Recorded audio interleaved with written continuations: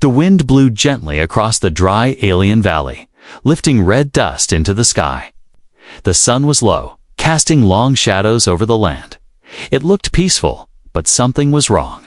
Jake Walker, a human traveler from Earth, walked alone with a small pack on his back. He had been walking for hours with no food, no water, and only silence for company. The planet was strange, quiet, and empty. But today, he heard something, a sound, soft, like a cry. It wasn't a bird or a beast. It was a voice. He stopped, turned his head, and listened again. Yes, it was coming from the rocks ahead. He walked toward it, his boots crunching over cracked ground. When he rounded the corner, his heart stopped. There, lying near the wall of a broken stone hut, was a woman not human. She was alien, with soft blue skin, messy black hair, and tired, sunken eyes. Her clothes were torn and dusty. Her lips were dry, and her arms were shaking. In a basket beside her, wrapped in an orange cloth, was a baby. Motionless, so still that for a second, Jake thought it might already be gone. The woman tried to raise her hand, but failed. Her voice cracked as she looked up at him. "Human, please," she whispered. "My milk has dried up. My baby hasn't eaten." For days, Jake's heart twisted. He moved closer, carefully, slowly. He knelt beside the baby and gently touched its cheek. Cold, too cold, but the baby breathed, weak and slow. "You need help," Jake said, his voice firm. "Both of you." "No. One will help," the alien mother whispered, tears falling down her dirty cheeks. "They call her worthless. Say she is weak, useless. They say, let her die." Jake looked around. There were signs of others' broken tools, faded clothes, but no people had they left them here to die. He looked into the mother's eyes. "I won't leave you," he said. She blinked, surprised, as if she didn't believe him. Why would a human care? She asked. Jake didn't answer right away. He didn't know the reason himself. Maybe it was the baby's tiny face, or the mother's eyes full of fear and love. Maybe it was just because no one else had. He pulled off his backpack and took out a small water bottle. He opened it and offered it to her. She took a tiny sip, just enough to wet her lips. Then she looked at the baby again. "Please help her first." Jake picked up the baby, cradling her gently. She was light, too light. Her skin was dry, and her small mouth moved as if trying to suckle. But there was nothing, no milk, no food. Just hunger and weakness. He stood up with the baby in his arms. "I'm taking her," he said. "I'll come back for you." "No," the mother cried softly. "Take her. But leave me. I can't go. My legs are broken. I fell 2 days ago." Jake knelt beside her again. He looked at her legs, swollen and bruised. She could barely move. "Then I'll carry you," he said. Tears filled her eyes. "Why?" she asked again. "You don't even know us, because I was once left behind too." Jake said quietly, "And someone helped me." He wrapped the baby tighter in the orange cloth and placed her in his pack, soft and safe. Then, gently, he lifted the alien woman in his arms. She was light too, her body weak from days without food or water. As he walked away from the ruins with both mother and child in his arms, the wind blew again, but this time it didn't carry a cry. It carried hope, far in the distance. A small camp shimmered in the desert sun. Jake knew there might be food and medicine there. He didn't know if they would welcome him more, these aliens, but he had to try. Because somewhere deep inside him, something had awakened, something human. And this was only the beginning. Jake moved slowly through the rocky desert, carrying both the alien mother and her baby. Each step felt heavier, not just because of weight, but because of the silence. The baby didn't cry, didn't make a sound. Her tiny chest rose and fell very lightly, like a small breeze. But her eyes, they did not open. He looked down, worried. "Come on, little one, stay with me," he whispered. The mother in his arms heard him. Her voice was weak. barely a whisper. She hasn't cried in 2 days. I thought she was already gone. I saw her chest move. Jake nodded. She's still here, but she needs help fast. The path ahead was dry and cracked, and the sun was rising higher. The heat started to press down on him. Sweat dripping from his forehead, but he didn't stop. He couldn't.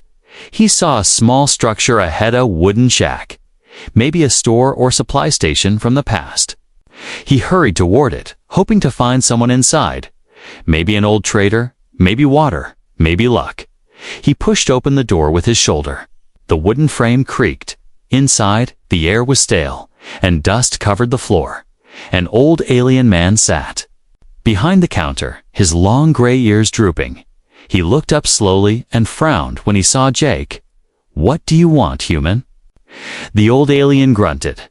Jake didn't waste time. He placed the baby gently on the counter, keeping her wrapped, then showed the mother still in his arms. "She needs help, and the baby needs food. Can you give me anything? Milk substitute? Anything for an infant." The old alien looked down at the baby, then turned away. "That kind, weak ones. She's not worth saving. We don't waste supplies on failures." Jake's jaw tightened. "She's just a baby. She's half-starved and won't live anyway." The alien said coldly, "Leave her here or bury her. That's all you can do."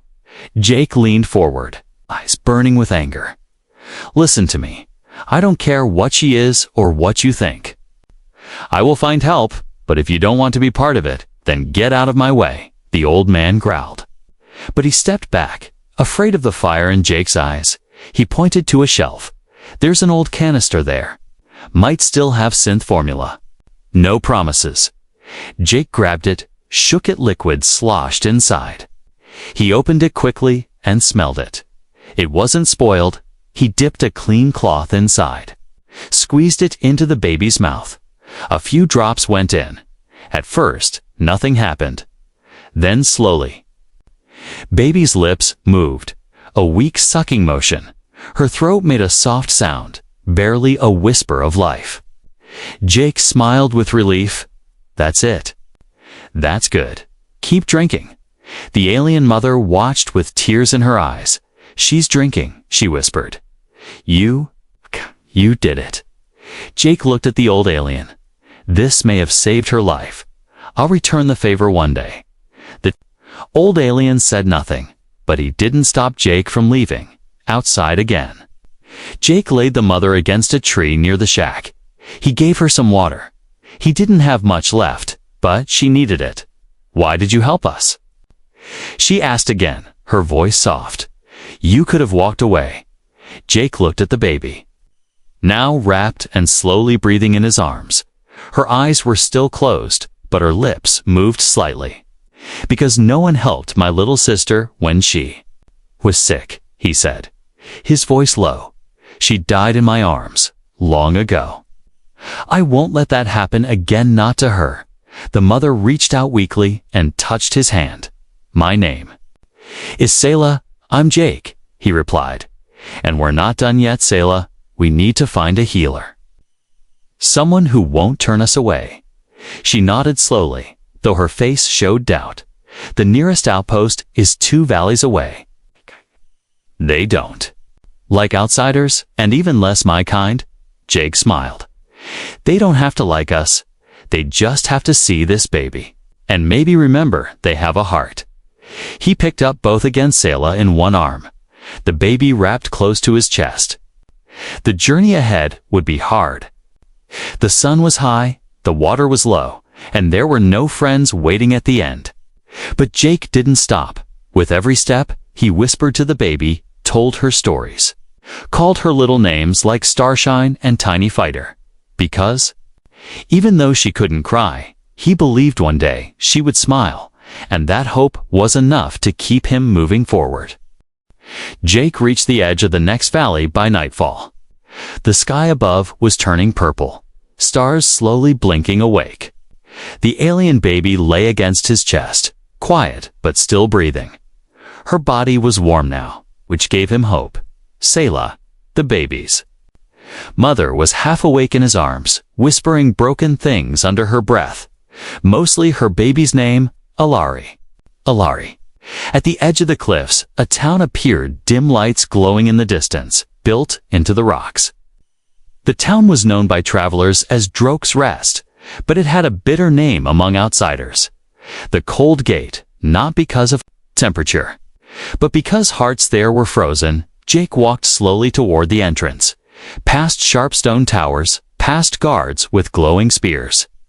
One alien guard stepped forward, tall and broad, his yellow eyes narrowing at the sight of Jake. Holding the alien woman and baby. "What's this? Human?" he asked, voice deep and rough, bringing trash to our gates. Jake didn't flinch. "She's not trash. She's a mother, and this baby needs help milk. Medicine, anything. We'll pay later. Just don't let her die." The guard spat near Jake's feet. "We don't feed dying mouths here. Move along." "Before I let the hounds loose, I'm not leaving," Jake said quietly. "Not until I find someone with a heart. Then prepare to be disappointed," the guard said, and turned away. Jake moved forward anyway. He entered the market square, where aliens of all kinds moved, traders, miners, even a few travelers. He went to the first stall, run by a purple-skinned woman with long spines down her back. "Do you have formula?" he asked, showing the baby. "Please. She hasn't eaten properly in days." The woman wrinkled her nose. "Is that your child?" she asked. "No," Jake said, "but I'm trying to save her." The stall owner turned away. "Then don't waste your time. She's already too weak. Let her pass peacefully." He walked to the next stall, and the next, and the next. Each time, the same words came. "No credit. Not our problem. She's not even your kind. Let nature take its course." Even when he offered his last few credits, some laughed, some walked away. One even said, "Better to bury her now than feed false hope." Jake's jaw clenched with frustration. He found a bench and sat down with the baby and Selah, who was barely awake now. Her head rested on his shoulder, her breath shallow. The baby made a weak noise, not a cry, but a soft whimper. Her lips moved again, searching for something, anything. He opened his pack and pulled out the last of the old formula he had saved from the last outpost. He dipped the cloth, squeezed a few more drops into the baby's mouth. She drank it slowly, then stilled again, exhausted. "Don't give up, little one," Jake whispered. "We're not done yet." An old alien man walked by, leaning on a stick. He stopped and looked at Jake, then at the baby. "Strange sight," he muttered. "A human feeding an orphan starblood, is that what you call her?" Jake asked. "Tired. Starblood." The old man nodded. "Born under a cursed moon, weak from birth, most of them don't survive. So no one bothers trying. She deserves a chance," Jake said firmly.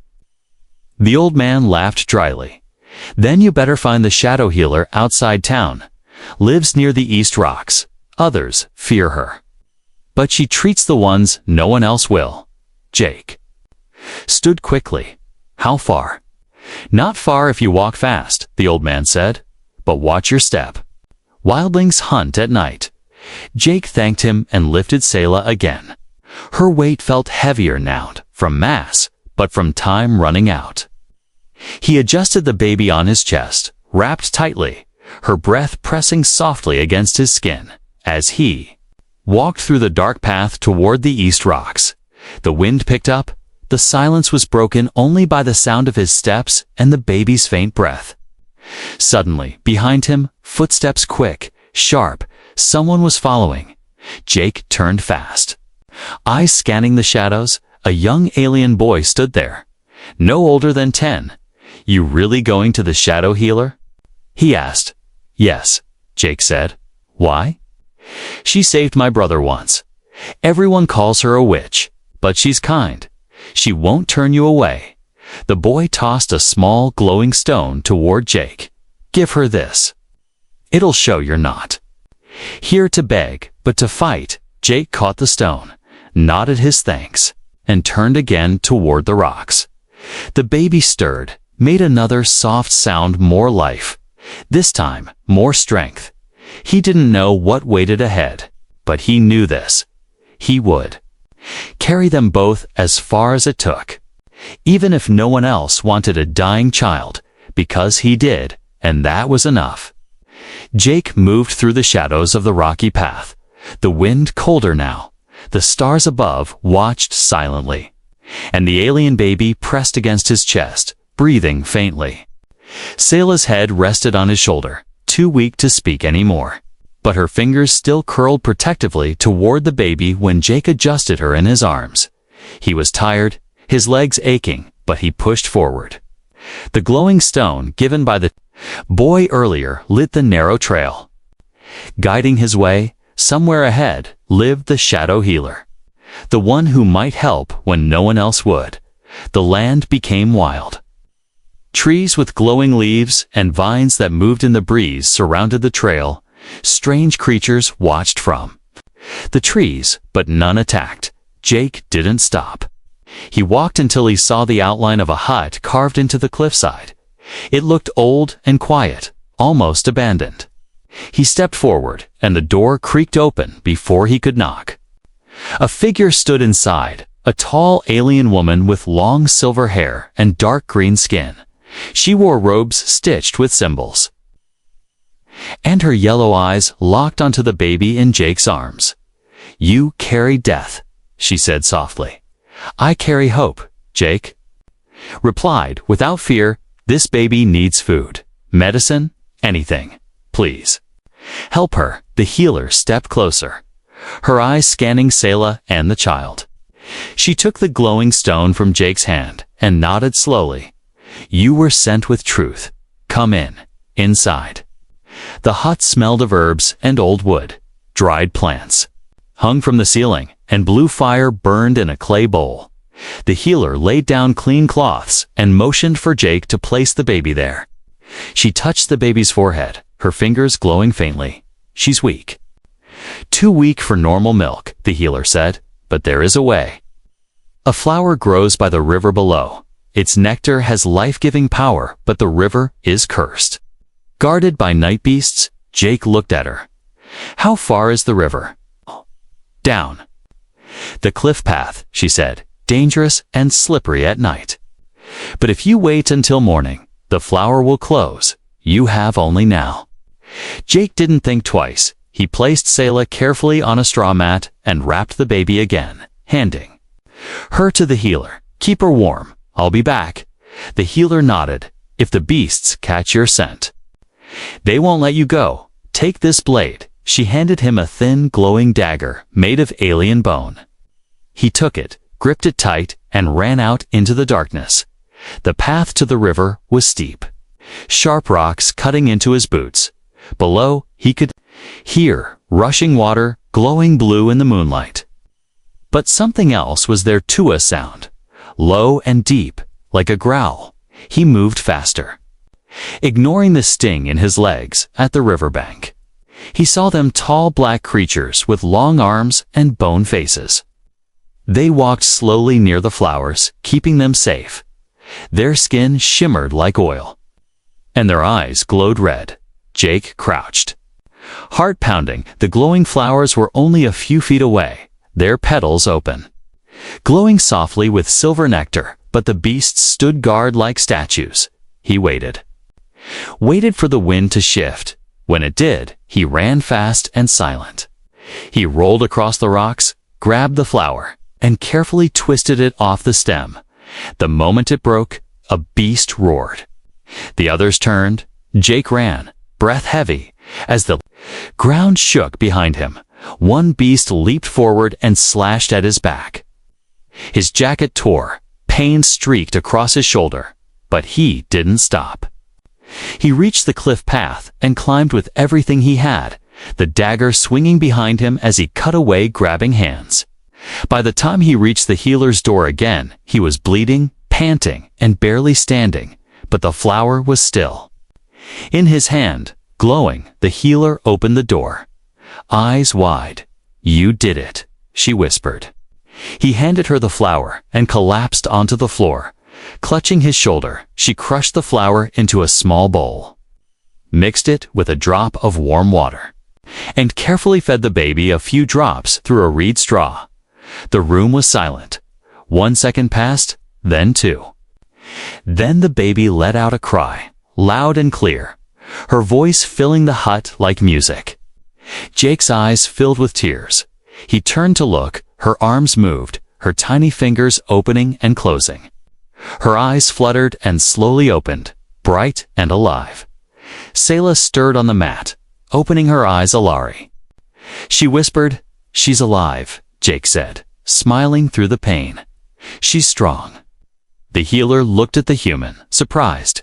"You risked death for a child not even yours." Jake looked at the baby girl, now clinging to the healer's finger. "She's mine now," he said softly. "I chose her outside." The first light of morning touched the sky, but in the little hut on the cliffside. Something brighter had already returned hope.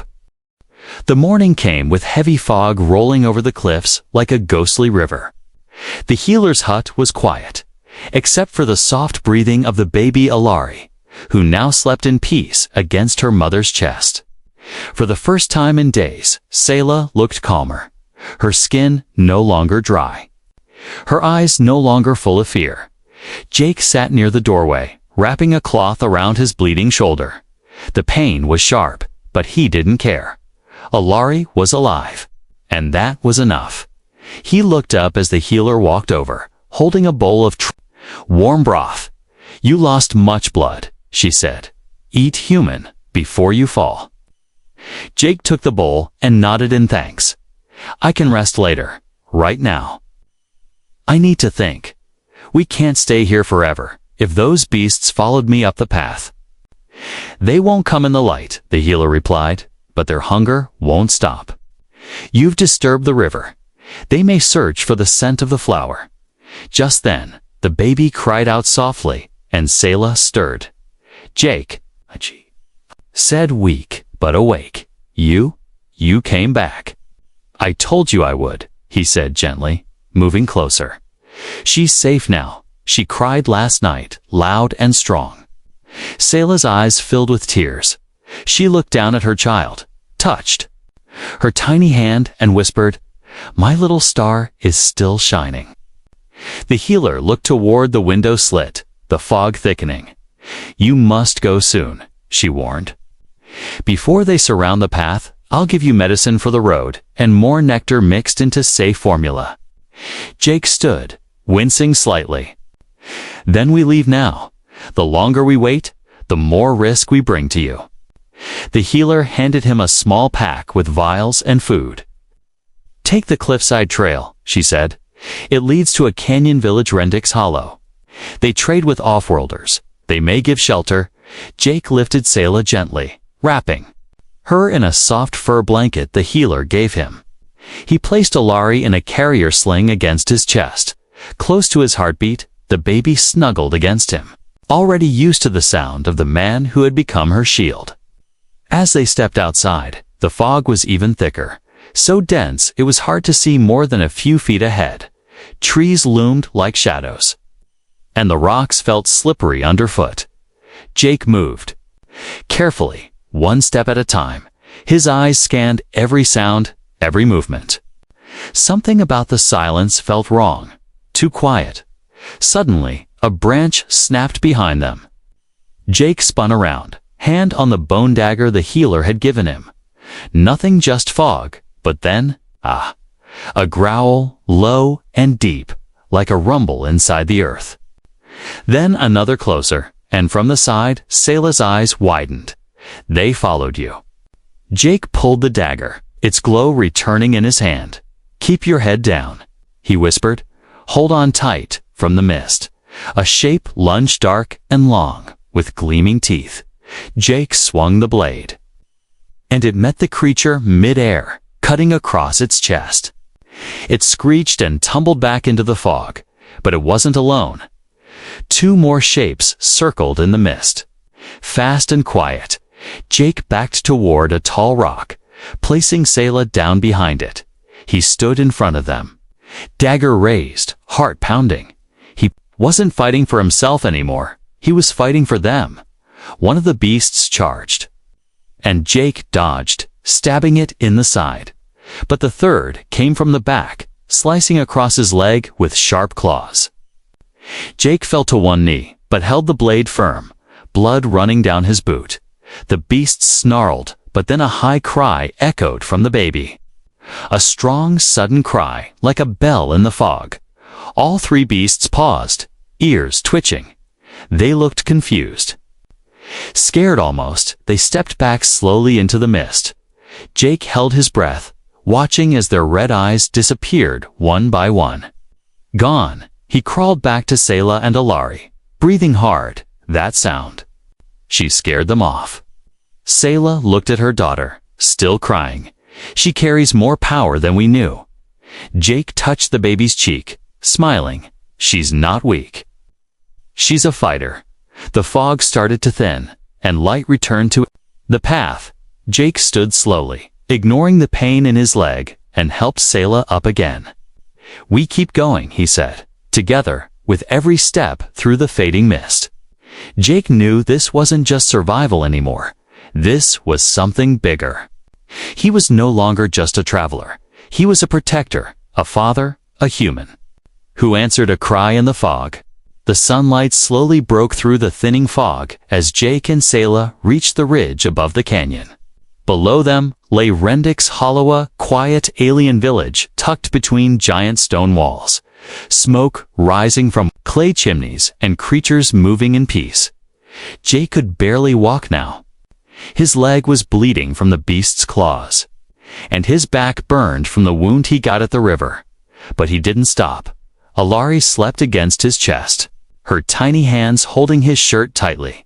Selah's arms wrapped gently around his neck as he carried her, though her grip was weaker than before. She hadn't spoken much since the attack.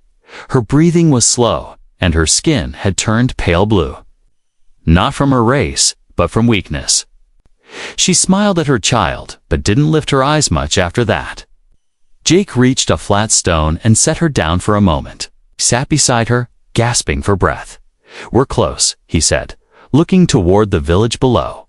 "I can carry you both the rest of the way. There may be medicine down there." Selah didn't respond right away. Her eyes were on Alari, who now woke with a soft sound, her big bright eyes blinking up at her mother. Selah touched her child's face gently, her lips trembling. "She has your strength," Selah whispered. "I see it in her eyes. I feel it in her cries." Jake shook his head.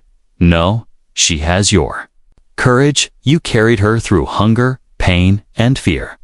You never gave up." Selah gave a tired smile. "Maybe, but now I have nothing left to give." Jake leaned closer. "Don't say that. Just a little longer, once we're in the village." "No," Selah said softly. "Jake, I know my body, I know my time." He froze, her words hitting him harder than any claw. "No, don't please." She took his hand, her fingers cold but calm. "Listen to me. Just listen." Jake couldn't stop the tears forming in his eyes, but he nodded. Selah looked at Alari, then back at Jake. "You gave her a chance to live when everyone else turned away. You fed her, carried her, even fought monsters for her." She coughed, her breath shallow. "You are more her father than anyone else ever could be." Jake swallowed hard, his throat tight. "She needs her mother too." Selah shook her head slowly. "She needs love. Protection. Someone who chooses her every day." Her hand moved to his chest, where Alari lay. "You are that someone." Jake couldn't speak. His voice cracked when he finally whispered, "Are you sure?" "Yes," she said, tears now falling freely. "But promise me something." "Anything," Jake said, taking her hand in both of his. "Don't let her grow up thinking she was a burden." Selah whispered, "Let her know she was wanted. Loved, not just saved out of pity, but chosen. As your own, Jake placed his forehead gently against hers. I promise, she will never doubt it. Not for a second, Selah closed her eyes and smiled. Then I can rest. She reached one last time toward Alari, who let out a soft, playful noise.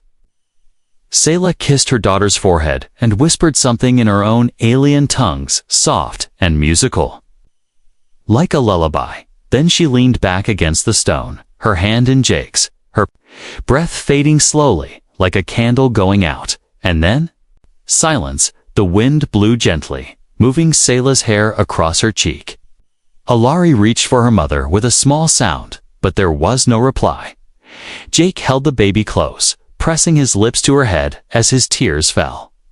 "She loved you more than life," he whispered, "and now I will love you the same." He dug a grave with his bare hands beside a tree that overlooked the canyon. It took hours, and every movement sent pain through his body. But he did it. He wrapped Selah in the fur blanket the healer had given and placed her gently in the ground. When it was done, he sat beside the grave with Alari in his arms and whispered, "She died with peace in her heart. Because of you," as the sun dipped low again, casting golden light across the rocks, Jake stood and turned toward the village below. This time, he walked not as a stranger, not as a traveler, but as a father. Carrying more than a child, he carried her mother's final wish, a promise to raise her not out of duty, but out of love, and nothing in the galaxy would ever break that vow. With suspicion, another human, covered in blood, holding an alien baby in his arms. But Jake didn't slow down. His eyes were tired, his body hurt with every step, but his heart was strong. The baby in his arms. She was everything now. "Who are you?" one of the guards asked, stepping forward. "What happened to you?" Jake looked him in the eye. "I'm a father, and my daughter needs shelter. Do you turn away children here too?" The guard hesitated, his eyes drifting to the small girl wrapped in cloth. Her big, bright eyes blinked back at him. Inside the village, a trader woman whispered, "That's a Starblood baby." Another muttered, "Didn't they say all of them die young?" But then an old healer from the crowd stepped forward, her voice strong. "No, not this one. Look at her awake. Breathing, strong. She's no curse." Jake stood still, letting them all see her clearly. She was dying until I gave everything to keep her alive. Her mother gave her life twice, once in birth, and once in sacrifice. He paused. "I'm not asking for gifts. I'm asking for a chance." There was silence for a moment. Then the old healer stepped forward and touched Alari's tiny foot. "She has strength in her," she said. "She belongs here now." Jake exhaled deeply. The gate opened wider, and they let him pass. The years passed slowly in Rendik's Hollow, but things began to change. Jake stayed, built a small home near the edge of the cliffs. He worked as a repairman, fixing old machines and trading parts. But his most important job was being a father. Alari grew fast. Her eyes were always curious, her smile wide. She laughed often and made friends with both alien and human children. Though she looked different with her blue skin and human-like hair, no one dared call her strange. She was kind, strong, and fearless, just like the two who gave her everything. Each evening, Jake would sit with her near the tree where Selah rested. He told her stories of stars, of her mother's courage, and the river where he fought monsters for her life. "Did she really call me her star?" Alari once asked. Jake smiled and nodded. Her little star, her light in the dark. Alari rested her head on his arm. "I want to make her proud." "You already do," he whispered. Kissing her forehead, one day, a young traveler came through the village, injured and hungry. Most people looked away, afraid he might bring trouble. But Alari, now 10 years old, walked right up to him with food in her hand and a blanket. "You look cold," she said. "Sit with us." Jake watched her from the shop window and smiled. He saw Selah in her heart. her courage, her kindness. Later that night, he told her, "You did good today." Alari shrugged. "You helped me when no one else did." "I want to do the same." Jake paused, tears in his eyes. "That's what makes you my daughter." As time passed, people in Rendix Hollow started to whisper less and welcome more. Alari's stories spread of the human who saved a dying alien. Baby, of a mother's final wish, and of a bond stronger than blood. When traders came from far-off worlds, they'd stop and ask, "Is this where the girl of two worlds lives?" And Alari would smile, "Yes, and my dad's inside if you want your ship fixed." On her 16th birthday, Jake took her to the cliff where it all began. The grave was still there, clean and cared for. Flowers always rested at the base of the tree. Alari stood in silence, her eyes soft. "I don't remember her voice," she said quietly. "But I feel her inside me." Jake nodded. "That's because she's part of who you are. She gave you your first heartbeat. I just carried it forward." Alari turned to him, eyes shining. "You didn't just carry it, you made it grow." Jake laughed softly, pulling her into a hug. "You were worth every fight, every step, every scar." She rested her head on his chest, listening to his heartbeat like she did when she was a baby. And I'll never forget it, that night as the stars glowed above them. The villagers lit lanterns for the Festival of Light. Alari stood among them, no longer a baby, no longer a curse, but a symbol of something beautiful, a child of two. Worlds raised by love, chosen by a human, and stronger than fate itself.